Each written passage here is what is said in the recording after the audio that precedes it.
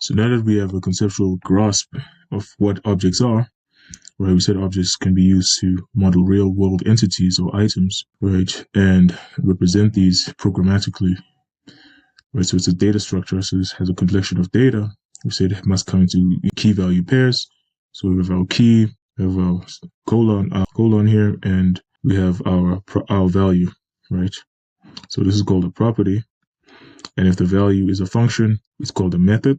And of course, we separate methods and functions just using this comma here. And now let's just display the whole object here. So I'm going to remove this a little bit, and I'm just going to say car just to show you how this looks like in the console. There we go. Excuse me. And let me just remove these distracting statements, and let me actually part 2, and let me there you go. So this is part 2. Rather, I should be opening this console. Okay, we've got the console opened, and we have an object here, as you can see. Let me just zoom out, and as you can see here, when I display the object, it actually shows the color black. It hoots, and it says this is an f or a function. The make, another property. The model, another property. The start, another property. The method, rather, because it's a function. And then wait, which is another property. So displaying this whole object, that's how it would be. But what if I wanted to mutate one of these values or just change them? So the way to do this, for example, would be just go car.weight. Let's just say the car.weight is 2000. So I'm just going to go car.weight property, and I'm going to change it or mutate it to 2000. And now let's just say car.weight now, right? Just accessing this one property, and let me refresh now. 2000. So this permanently changed the value of car. So we can just reassign it outside in the following way, right?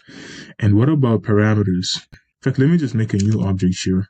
I'm going to make an object called let microwave, for example. And I know that a microwave has a start and a stop function. So let me say here the brand of the microwave, says it's Samsung or something. I don't know if they make microwaves, but we're just going to say that is the case. And let me just set the timer here at 0 initially. And the power that it consumes, say it's 1200 watts. I'm just going to keep this at 1200. And then is it on or off? It's on. Well, let's just say it's false, so it's not on. And then let me just make a start function here. And the start function, this is what will take in a parameter function. And then let's just say it will take seconds as its parameter. Right, so we're going to pass in an argument within this parameter here called seconds. Okay. And now I'm just going to say return microwave has been set to start start 4 plus, let's just say, here, let's just concatenate this value here into the string. So this value here, which is the parameter here that is passed for 30 plus, and then let's just concatenate seconds like this. So this will be the string that it will return whenever I call this function. And let me just close this, and now I'm just going to say console. Let me just remove these extraneous statements here. Okay, and I'm just going to say microwave.